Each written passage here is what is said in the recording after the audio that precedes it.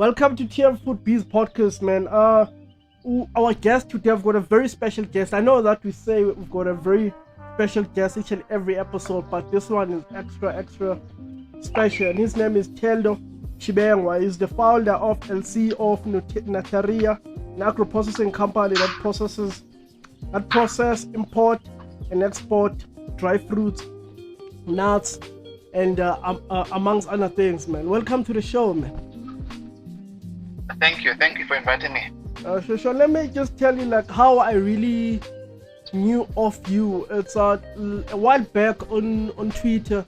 I think you went viral. You posted that you were thriving in a nut business that is normally mainly dominated by white establishment, but you as a black man that is actually playing that space, is actually not just playing it but actually dominating. That was very inspiring because as a person that is also in the food business, it was really fascinating. But before we get to that point in terms of the pinnacle, can you just take us back into like your childhood, man? How was it? Where did you grow up and stuff like that? I grew up in a village called Manamani. Manamani in Venda. It's just outside Thendo. That's where I was born, and that's where I grew up. And I went to school in a local primary school there, and high school I went to the location or the Kasi. That's for high school, and then from there I left. I went to University of Pretoria. I tried my luck with BCom Gen, and then it didn't work out. And then from there I changed course. I went to the University of Western Cape. I did my LLB, after which I finished. I did my master's in the States in dispute resolution in business, and then coming back, I did my articles and I worked as a lawyer, I think in total of about 3.5 years, if not 4 years, if I'm not mistaken. So background-wise, that's the short of it. Of course, there's always the long of it, which if you ask more questions, maybe we can dive in and address a few things. But that's quite straightforward, I think.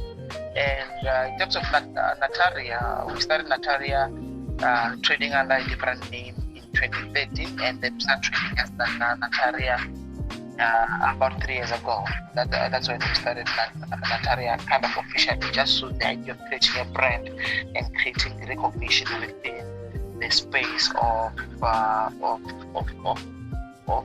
snacking. So we like to see ourselves as a snack company, trying to develop new snack, new trends, new flavors, new things that people would like to indulge in. No, that's beautiful, man. I wanted to backtrack in terms, just backtrack a little bit, like before the launch of your Nuteria. I just wanted to know like your relationship with food or agro processing. How did it how did that start? I didn't have any relationship with food or agro processing apart from eating food. Okay. So all these things were just a matter of trial and error. So the idea that I had was that I want to do things the correct way. I want to have proper documentation. I want to have proper track record. I want to have proper things. I want to go for training. I want to enrich ourselves. So we started like any other, and then we were building blocks of trying to build different aspects of the business. I started by the trading through the phone and relying mostly from my suppliers to do the deliveries. And from there we developed. Then added one element, we added the other element, up to the point where we are today, having a warehouse and employees and consistent customers. But we started with one product, and then we keep on adding one more, and keep on adding one more as the need arises. Because I figured that I must be known for one thing. I had to decide what is that thing that I want anybody in the industry to know me for, and that was macadamia. I wanted everybody to think of me when they think of macadamia. And then, because if I added too many things, and then it kind of confuses the people and the brand. So the brand, as it says, Nuteria, the first word is nut. So we start with nuts, and then add some dried fruits, and then we're gonna add some more interesting flavors and more interesting unique products in the next few coming months. But we keep innovating, so that's what it came about. No, I get it. So at the time, like when you were starting, did you understand the scale of the whole agro processing industry in Africa, or you just like doing trial and error? Was there any research that you encountered early? Because you could have started any other business. Yeah. I did desktop research. I basically log in and then find out, okay, who consumes this kind of stuff, who sells it, who export it, and to where do they export it to, and why, some basic things. But my attitude in life, it's always been like, start. I just want to start, nothing more. I just want to start. The moment I start, that is when I figure out the other stuff later on. But the genesis of everything is to start. You figure out everything is there to be learned, and then we made a lot of mistakes. Some of them expensive, but my aim was that I want to start. And when I started, this is how I want to do it. I want to register a company. I want to register for tax. I want to be a vet vendor. I want to have certificates. I want to have paperwork. I just didn't want to be in the middle of nowhere like, oh, fine, you give me money, pay me cash, whatever. Okay, I want to be recognized, and I want to be seen in investment. I want them to see that we're doing something. So yes, even today I'm still learning. There's years of this that I don't really understand, that I'm taking on and learning to ourselves. But the important thing for me was to start. The moment you start, you realize that at some point you put yourself in a position where failure is not an option. But if you never start, you never have the chance to fail or to succeed. So for me, it was just starting. I didn't care whether I know or don't know. As soon as I have the product, I wanted to start. Okay, fine. Where do I get it? I find it. Okay, who do I sell it to? Then I call people. I pick up the phone and I call guys. Oh, listen, I have this product at this price. Do you want it or not? They said, no, it's too expensive. I'm like, okay, fine. How much do you willing to pay for it? And then they tell me, how do you want it packaged? Then they tell me, how do you want it to look like? Then they tell me, and then I say, okay, fine, I'll do it for you. And then I go do the research. Okay, can you give me something that looks like this and this and that and that and that? Then they provide it to me, and then I supply it to the guy. But the whole point is that we just had to understand who the customer is and what the requirement is. And that is quite important for my learning cycle. I need to know with everything. We need to know the customer in order for us to understand the need. What is the need? I don't have any background in agro processing. I don't have any background in macadamia or agric. I don't even have any background in business. I don't even have anything. My background is in law. I'm a lawyer by trade. The other stuff I just learn. As I go, I figure out how to do an invoice. What are the requirements of an invoice? I Google this, and then I get a template. I copy it. I make it my own. I created my own letterhead on. Do you know the word art? I don't know if you call word art. I did it. I created that. Created a small logo. I put it there. Try and error, and that's what worked for me. That's very important, because there's only so much that you can actually, even if maybe you want to build a school to actually study like business, there's only so much that you can actually learn from the books, because they don't really teach you the nuances. The nuances are only going to experience them once you actually start operating the business, which I really fully agree with you that sometimes we just have to just start and figure it out along the way. So like in your starting journey, have you been bootstrapping all the way, or you you got some funding, whether it was funding initially or just to scale? Was there funding or you just No, bootstrapping all the way? no, I never got funding. Yeah. I didn't get any funding from anybody when I started. Only later when I got some cash. But in the beginning, this is how I do it. But by the time when I was a lawyer, I had a credit card. On that credit card, I think I had a limit of about I think it was 13,000 rand, if I'm not mistaken. So I used that credit limit to start. So I bought a stock of 13,000 rand, and then to top up the stock, I started to ask other people to sell on their behalf.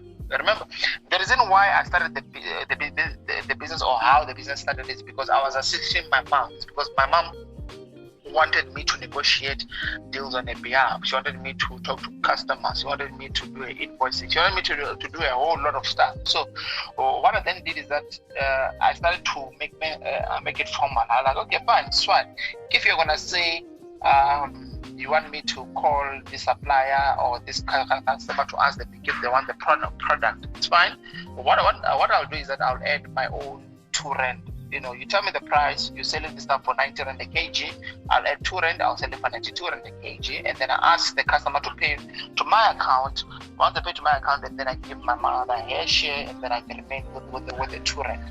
So that helped is because I wasn't an active participant, so I didn't need cash to actually run the business. Oh, yeah. Besides, when I started to buy my own stock and stuff, but all I needed was to find who is a supplier and find out who wants the product. It's as simple as, if you know that, oh, okay, fine, Pick n Pay is looking for cabbages, let's say 1,000 cabbages. You ask Pick n Pay, how much are you going to pay for it? They tell you, we'll pay 15 rand a cabbage, right? And then you know a farmer somewhere, let's say Northwest, and then you go there and they'll be like, okay, fine, can I please have cabbages? They were like, okay, fine.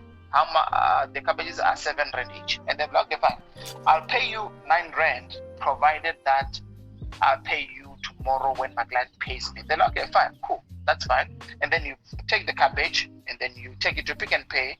Pick n Pay pays you. You pay the supplier their balance, and then you profit something like 6 rand a cabbage. That's how I started. And then finding more people, finding more customers, finding more suppliers, and that expanded the business, which meant that I wasn't necessarily in the back foot when I started. I was kind of cash flow positive, even though I used a bit of money from my credit cards, because I realized that to increase my margins, I can't just keep on charging 2 rand. I must therefore buy my own product and get a certain price and sell this at another price. So I figured out a unique way of addressing the problem of money before I even started.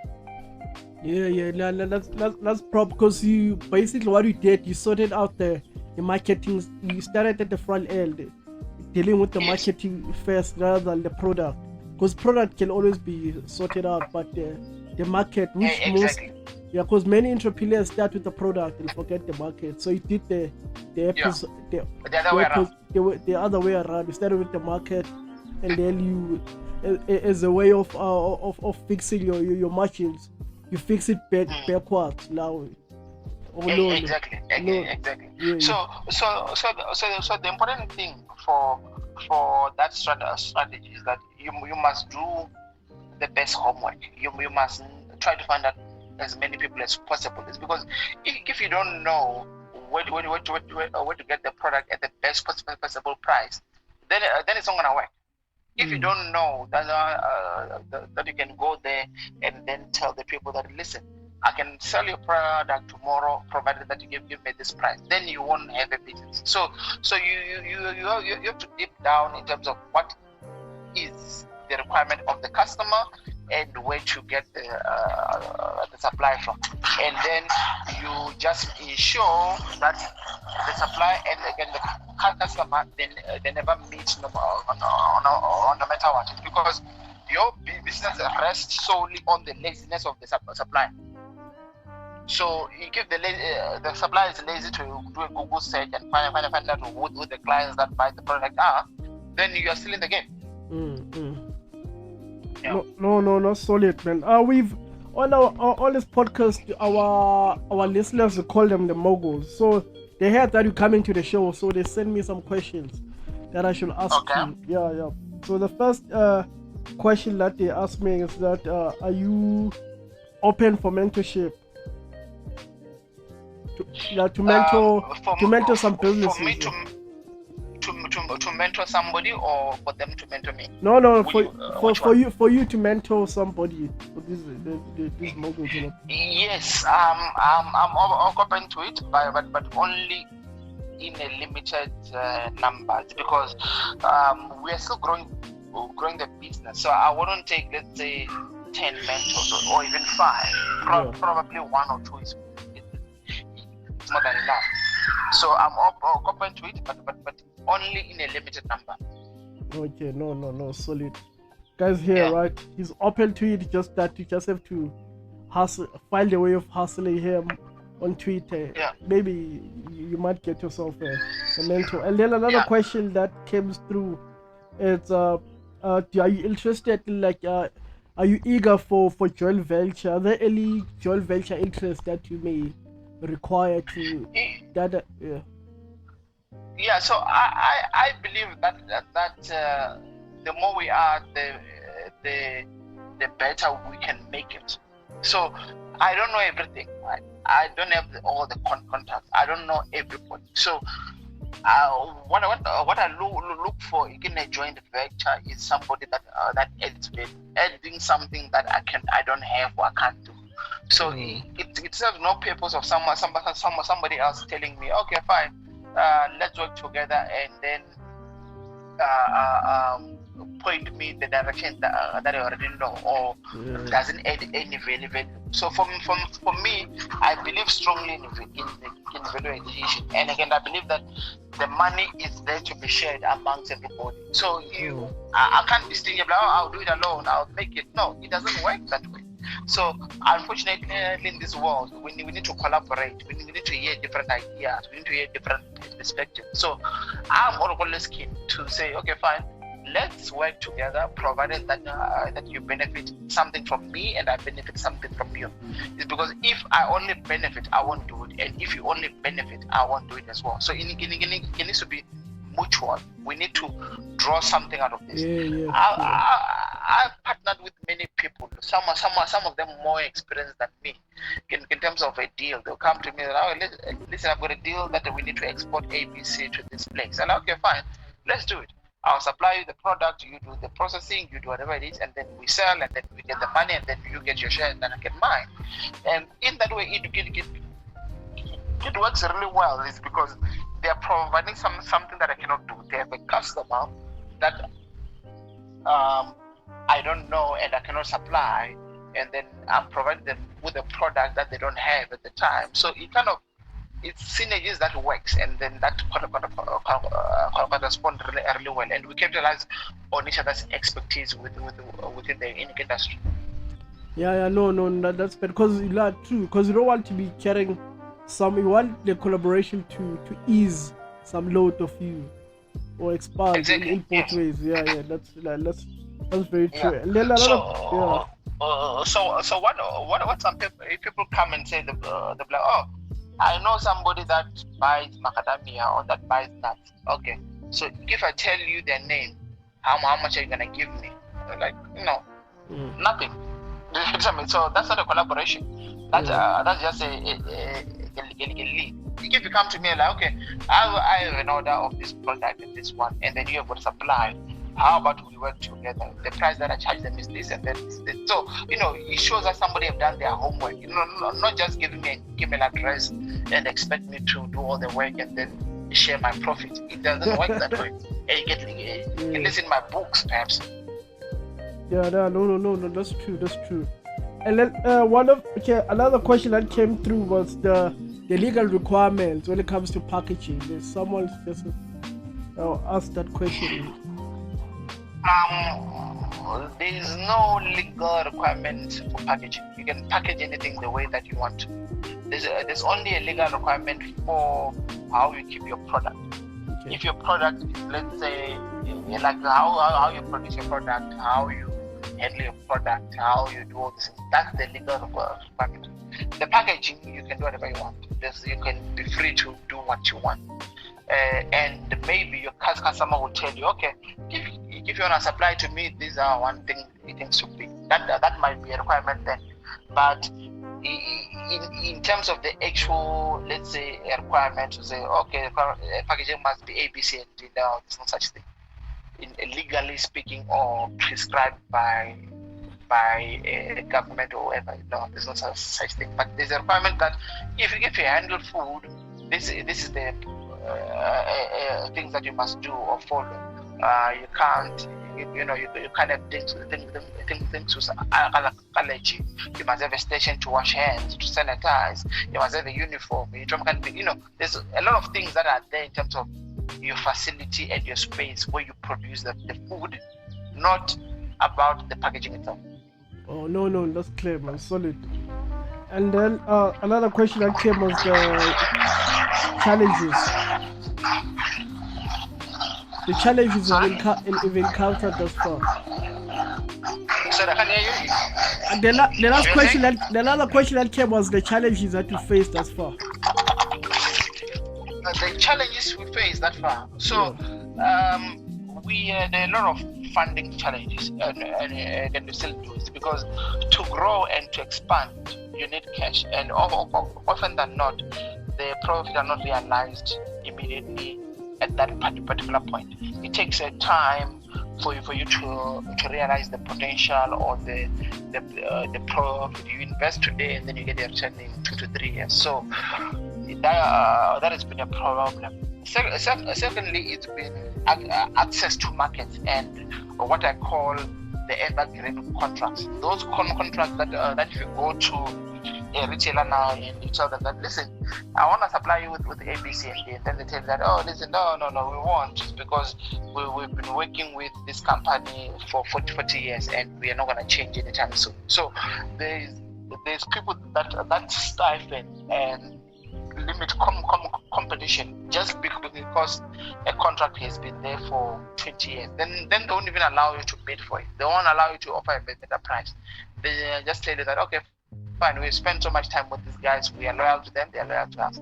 And this big chain sometimes don't understand that, in business we need to allow the competition for the benefit of the customers. Even if they understand it, they just don't care.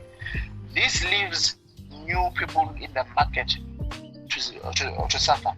It becomes extremely difficult to establish anything. It becomes hard for you to have a brand, to build a brand, to be recognized.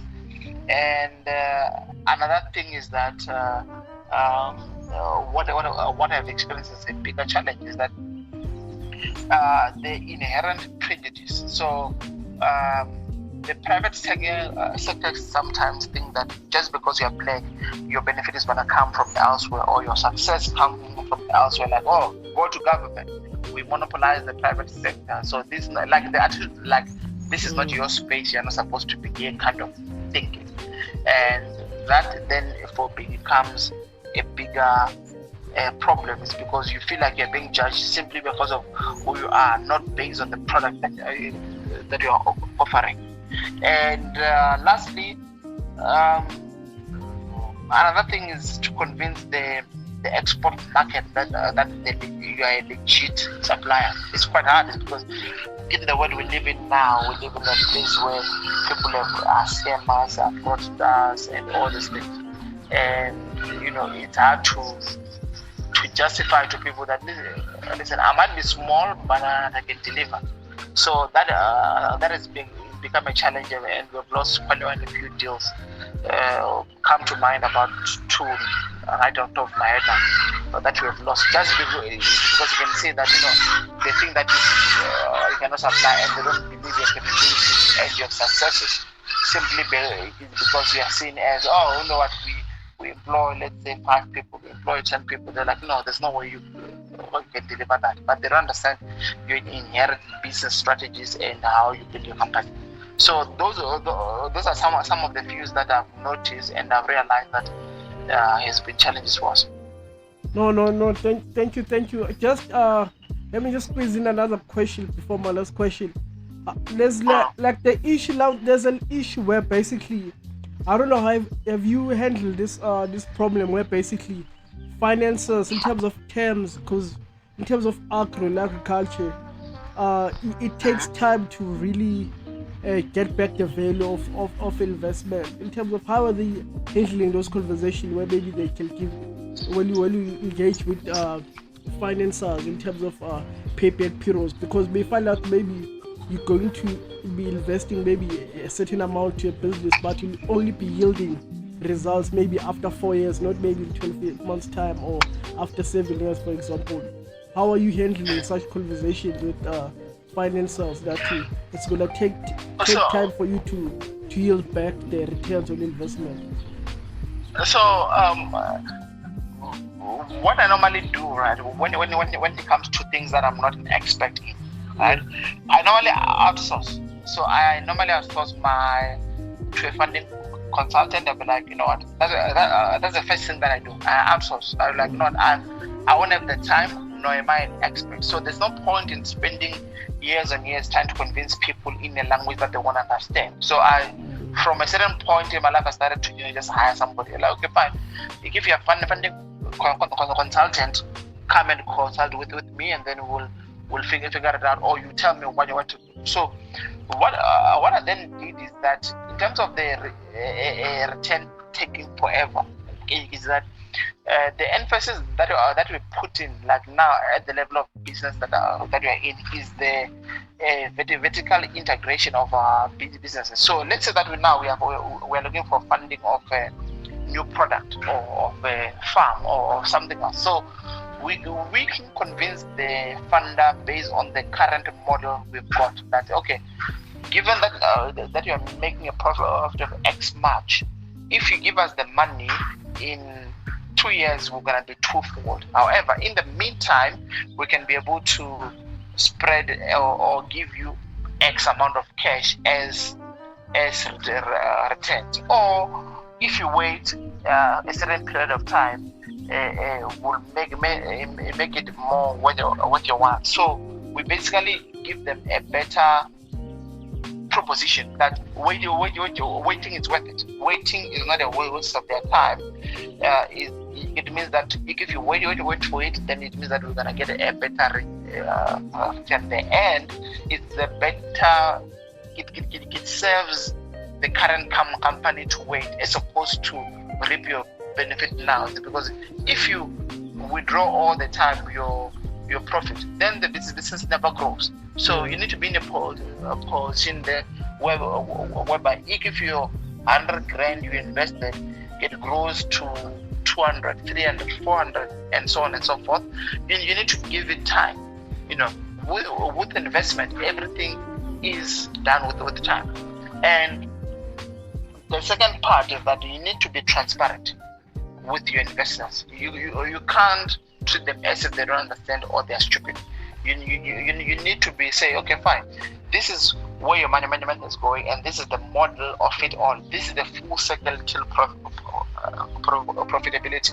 And some guys, and you also need to tell them that you need to prove to them that you are reliable. Is because in any investment that takes, let's say, 2 to 3 years, 5 years, whatever it is, before you get a return, no one is going to trust that they're going to get their return until they're confident that you, as the jockey of the business, you're capable of delivering on the mandate that they're trusting you with.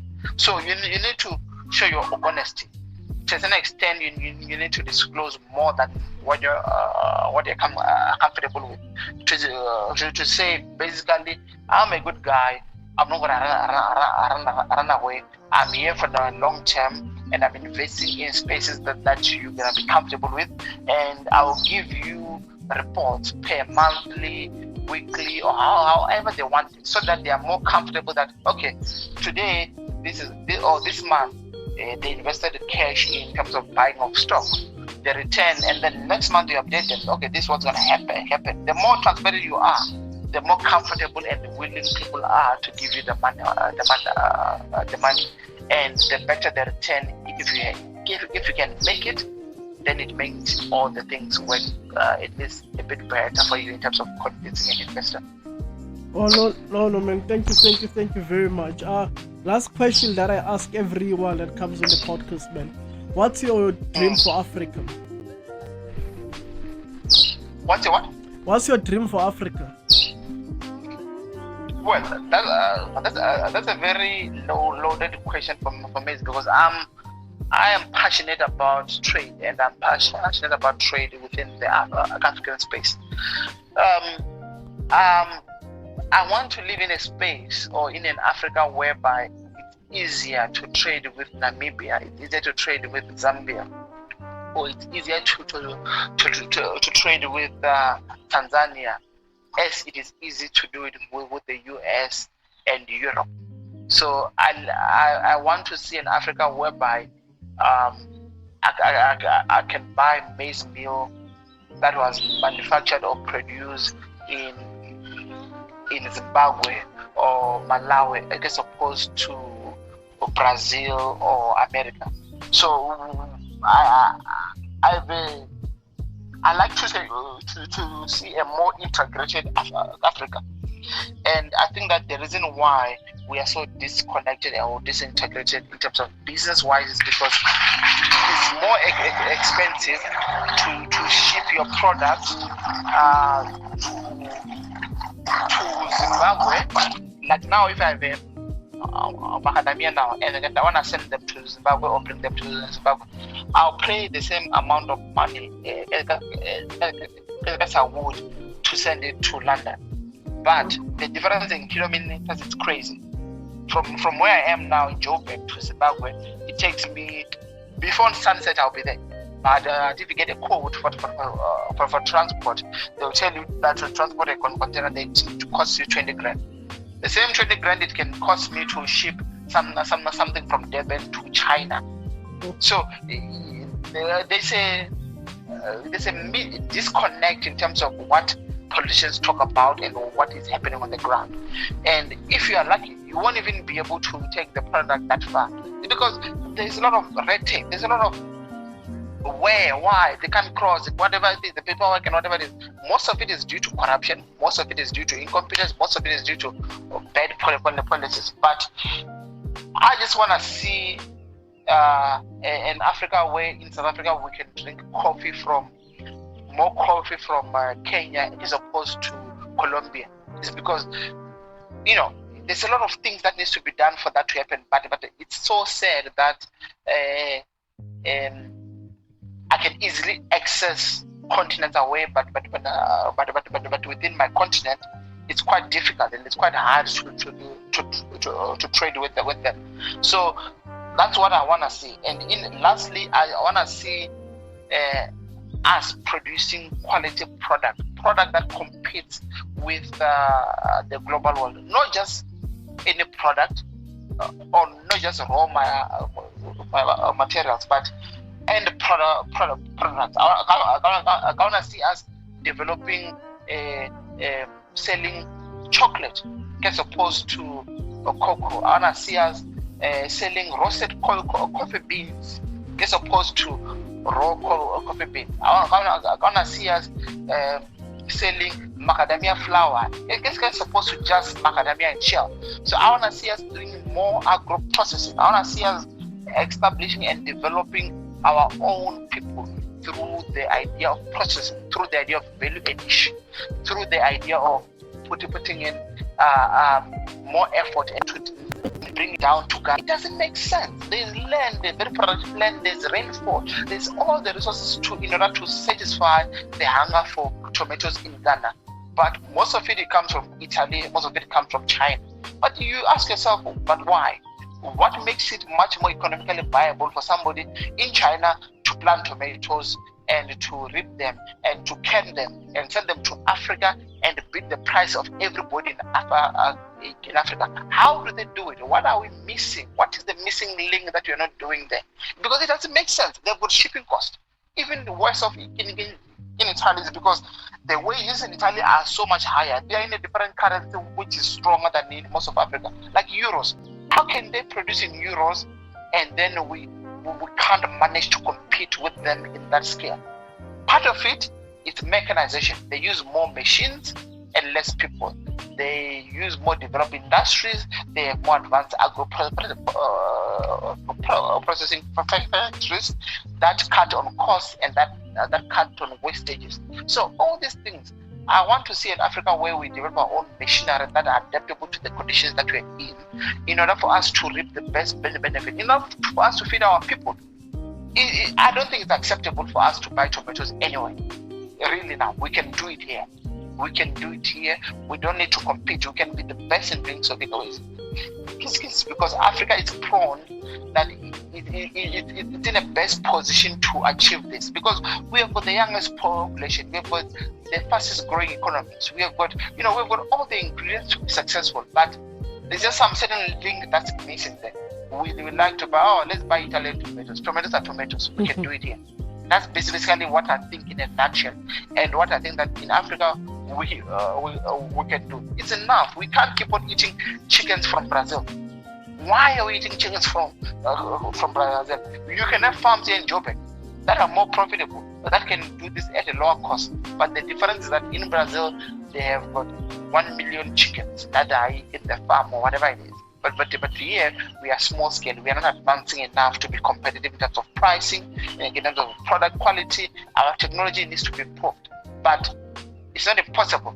I want to, in my lifetime, to live in an Africa whereby we are the biggest exporters, particularly of food, because we've got the biggest arable land in the world, and we've got land here for days. Even here, even if you drive from here to Durban, if you drive from here to Venda, if you drive from here to any direction here, you will definitely see more farmland, more arable land, but we are still being beat. Why? I don't know.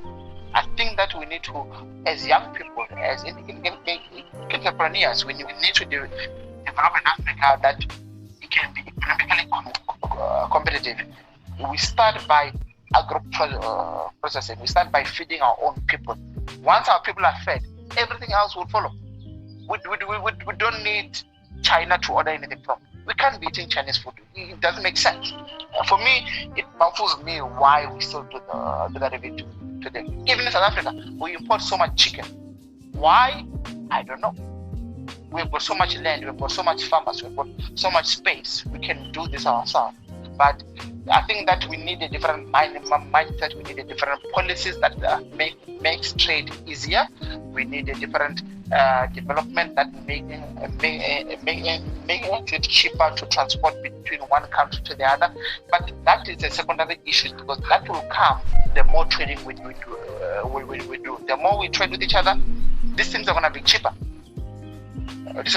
So the reason why it's cheaper to ship to China is because Chinese sell us a lot of stuff. So the containers go back to China empty. So if you put anything on it, you can pay as little as possible. Like 10 grand, you send the container across all the way to China, because the containers are going back to China empty. It's high time that all those ships going back to China, they go back full with food, because we need to feed them as well. We can go on the whole day about Africa. I'm too passionate about it. But anyway, I think that captures it. No, thank you very much, man. We share the same sentiment. Thank you very much for praising us, man. I wish you nothing but the best. But by your tenacity, I already know that you're going to be the part of the people that are going to make Africa, take Africa to its rightful place, because you're already doing that and you're showing it. So thank you for allowing us to document. Thank you for the invite. I really appreciate it. I hope that one day we'll discuss on a much more deeper dive on other issues, particularly concerning Africa trade and business. That's what I like to talk about, and that's what I like to find solution. Let's just not talk. Let's do. Just one action. Trust me, it makes a difference. True. We share the same ethos, man. Like doing is better. Doing is faster than learning. That's the fastest way to learn, is by doing. So exactly. Make mistakes. Don't be afraid. Make some few mistakes. Trust me, you will learn much more than avoiding them. Just do it. Failures it's part of the process. There's nothing that you can do about it. You just have to do it. You can't avoid it. So rather embrace it as opposed to be scared of it. Oh, no, man. Thank you. Asante sana, man. Have a great weekend. Thank you very much.